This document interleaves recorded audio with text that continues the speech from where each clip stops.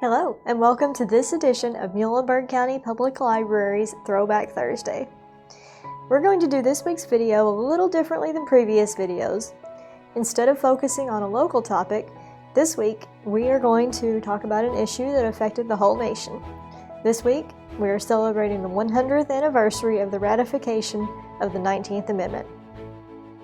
The 19th Amendment, which was officially certified as part of the United States Constitution on August 26, 1920, guaranteed that the right of a U.S. citizen to vote could not be denied on account of the citizen's sex.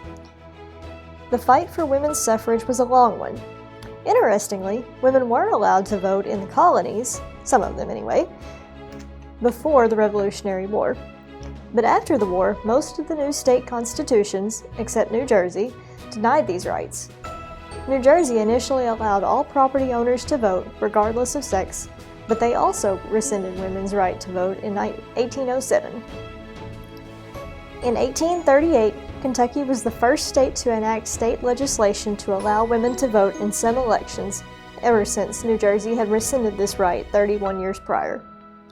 With this act of the General Assembly, any woman over the age of 21 who owned taxable property would be allowed to vote in school elections. This extended only to widows and single women, however, since married women ceded property ownership to their husbands during that time period. Suffrage became a significant national issue beginning with the Seneca Falls Convention in New York in 1848, and the first attempt to secure the right to vote for women was introduced to the United States Congress in 1878.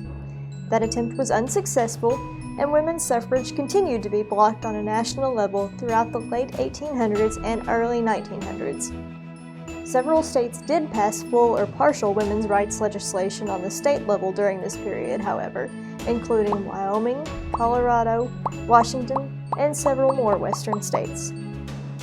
However, many people still opposed suffrage efforts, even in Kentucky, as we can see from this 1881 column from the Greenville-based Muhlenberg Echo newspaper. The author claims that the so-called rights of women are only the fantasy of a few light, active, mercurial imaginations, and that the right to vote should be limited to men since women were not created to handle that kind of business.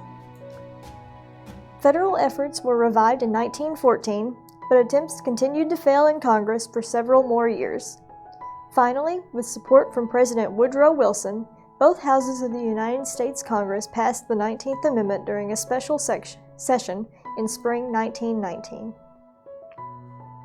Following the legislature's actions, the amendment still had to be ratified by at least 36 states in order to be added to the Constitution. Kentucky was the 23rd state to ratify the amendment on January 6, 1920. 7.5 months later, on August 18, 1920, the Tennessee General Assembly voted to approve the amendment, the critical 36th state to do so. U.S. Secretary of State Bainbridge Colby signed the Proclamation of the Women's Suffrage Amendment to the U.S. Constitution on August 26, 1920, officially accepting the 19th Amendment as part of the Constitution.